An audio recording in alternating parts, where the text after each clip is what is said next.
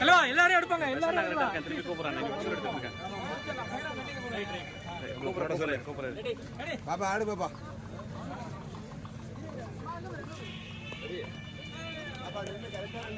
நான் நிறைய சிட்டி சைட்லாம் நிறைய எதுவுமே அட்டன் பண்ணதில்லை. நிறைய வில்லேஜில் வந்து நிறைய பசங்களை மோட்டிவேட் பண்ணுவேன். இங்கேருந்து என்ன மாதிரி ஸ்போர்ட்ஸ்லேயோ இல்லை படிப்புலையோ இல்லை ஏதோ ஒரு துறையில் பெரிய லெவலில் வரணுங்கிறதுக்காக தான் இவ்வளோ தூரம் வந்திருக்கோம் நான் அவங்களுக்காக. ஸோ நான் என்ன சொல்கிறேன்னா, ஸ்கூல் கிரவுண்டில் வந்து ஷூ கூட கிடையாது, வெறும் ரன்னிங் ஓடுறதுக்கு அப்போ வந்து ஜிம்மு அது இது எதுவுமே கிடையாது. வெறும் காலில் தான் ஒரு 3 இயர்ஸ் ட்ரைனிங் பண்ணுவேன், அதை வச்சு தான் போவேன். ஒரு நல்ல சாப்பாடு கிடையாது வீட்டில். அப்பா அம்மாலாம் கூலி வேலைக்கு தான் போகிறாங்க. எங்கள் வீட்டில் 5 பேர், 3 சிஸ்டரு. ஸோ நான் தான் பெரிய பையன். நம்ம ஊரில் ஒரு டிஸ்ட்ரிக்ஸில் நிறைய டிஸ்ட்ரிக்ஸில் அந்த பழக்கம் இருக்குது. என்னன்னா, யாரோ ஒரு ஒரு துறையை தேர்ந்தெடுத்து அதுக்கு போய் ப்ராக்டிஸ் பண்ணுறான் அப்படின்னா அதை வந்து மோட்டிவேட் பண்ணவே மாட்டாங்க, டிஸ்கரேஜ் தான் பண்ணுவாங்க. நான் நிறைய இடத்துல பார்த்துருக்கேன். அதை ஒரு பிடிச்ச விஷயத்த பண்ணுறாங்க அப்படின்னா அதுக்கு வந்து நிறைய பேர் அது வந்து ரொம்ப டிஸ்கரேஜ் பண்ணுவாங்க. என்னையே பண்ணியிருக்காங்க. ஏன்னா 5 பேர் வீட்டில் இருக்காங்க, எல்லாரும் வேலைக்கு போகிறாங்க, நீ என்ன படிக்காமல் இப்படி ஊர் சுற்றிட்டு இருக்க அப்படின்னு. அதில் அது என்னடா பேட்டு பாலுமா சுற்றிட்டு இருக்க, எப்படிதான் குடும்பத்தை காப்பாற்ற போகிற அப்படின்னு என் கண்ணு முன்னாடி நிறைய வாட்டி பேசியிருக்காங்க. ஸோ அவங்க இப்போ என்ன சொல்கிறாங்க, அந்த மாதிரி சொன்னவங்க தான் இப்போ என் முன்னாடி எனக்கு அப்பவே தெரியும் பையன் எப்படி வருவான் அப்படின்னு. இதுதான் உலகம்.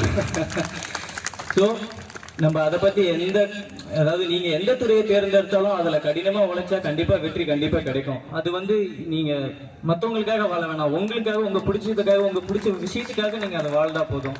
அதை நோக்கி பயணம் பண்ணுறேன். சார் சொன்னாங்க நிறைய விஷயங்கள் அந்த மாதிரி நடந்துட்டு இருக்கு. இப்போ ஊர்லலாம் முதல்லலாம் நான் சின்ன பிள்ளையா இருக்கிறப்போ குழந்தைங்கள்லாம் எல்லா குழந்தைங்களும் தெருவில் எல்லாம் வந்து விளையாடுவாங்க. அப்போ அந்த நொண்டி, கோகோ, இந்த மாதிரி நிறைய விஷயங்கள் நடக்கும். ஏன்னா மண்ணில் விளையாடுறது அவ்வளோ ஹெல்தி அப்படின்னு சொல்லுவாங்க. இப்போ இருக்கிற பசங்க பாதி பேர் கிடையாது, வெறும் குழந்தைங்க எல்லாம் செல்போன் இந்த மாதிரி அந்த மாதிரி இருக்காங்க. ஸோ என்ன சொல்ல வரேன்னா, ஸ்போர்ட்ஸ் வந்து எல்லாருக்கும் ஒரு அத்தியாவசியமான ஒரு விளையாட்டு. இந்த ஸ்போர்ட்ஸ் நான் கிரிக்கெட் மட்டும் சொல்ல மாட்டேன், நான் எல்லா ஸ்போர்ட்ஸும் தான் சொல்லுவேன். அதே மாதிரி நான் ஸ்போர்ட்ஸ் மட்டும் தான் இம்பார்ட்டன்ட் அப்படின்லாம் சொல்ல மாட்டேன். படிப்பு ரொம்ப முக்கியம். ஏன்னா நான் ரொம்ப அனுபவப்பட்டிருக்கேன். எனக்கு படிப்புக்கு ரொம்ப தூரம். ஆனால் நான் ஒரு ஸ்டேஜுக்கு அப்புறம் படிப்பு இல்லாமல் ரொம்பவே கஷ்டப்பட்டிருக்கேன். போய் அங்கே லாங்குவேஜ் ப்ராப்ளம் நிறைய வாட்டி நான் அனுபவிச்சிருக்கேன்.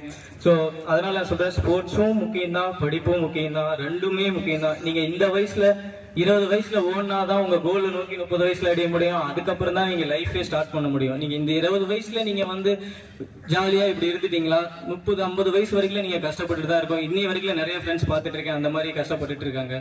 ஸோ ஸ்போர்ட்ஸ் வந்து ரொம்ப என்ன நான் இப்ப சொல்ல முடிச்சு பாருங்க. இப்படி சொல்லிட்டு இருந்தாங்க, ஊர்ல எல்லாரும் இப்படிதான் சொல்லுவாங்க. நான் வந்து எனக்கு தெரிஞ்சது எல்லாருக்கும் கேட்பாங்க, ஸ்போர்ட்ஸ் தவிர உனக்கு என்ன தெரியும், கிரிக்கெட் தவிர என்ன தெரியும்வாங்க. இன்னை வரைக்கும் நான் எல்லாத்துக்கிட்டையும் வயசு சொன்ன பதில் கிரிக்கெட் தான் எனக்கு தெரியும், கிரிக்கெட் தவிர எதுவும் தெரியாது அப்படின்னு. ஏன்னா இப்போ ஃப்ரெண்ட்ஸ் கூட வெளியே போகிறது பிடிக்கும், அதுதான். அதை தவிர்த்து மற்ற ஹேபிட் மற்ற இது என்னன்னு கேட்டாங்களா, எனக்கு எதுவுமே சொல்ல தெரியாது. கிரிக்கெட் கிரிக்கெட் கிரிக்கெட் தான். இப்போ கிரிக்கெட் இல்லைன்னு நானும் சொன்னேன். ஸ்கூல் படிக்கிறப்போ நானும் நிறையா செங்கல் சூழ்நிலை வேலைக்கு போயிருக்கேன், கட்டட வேலைக்கு போயிருக்கேன், ரோடு போடுறதுக்கு போயிருக்கேன், மணலில் போயிருக்கேன். ஸோ இந்த மாதிரி தடைகள் வந்து நிறைய இருக்கும். இது வந்து இதெல்லாம் தடைகள்லாம் நினைக்கவே கூடாது லைஃப்ல.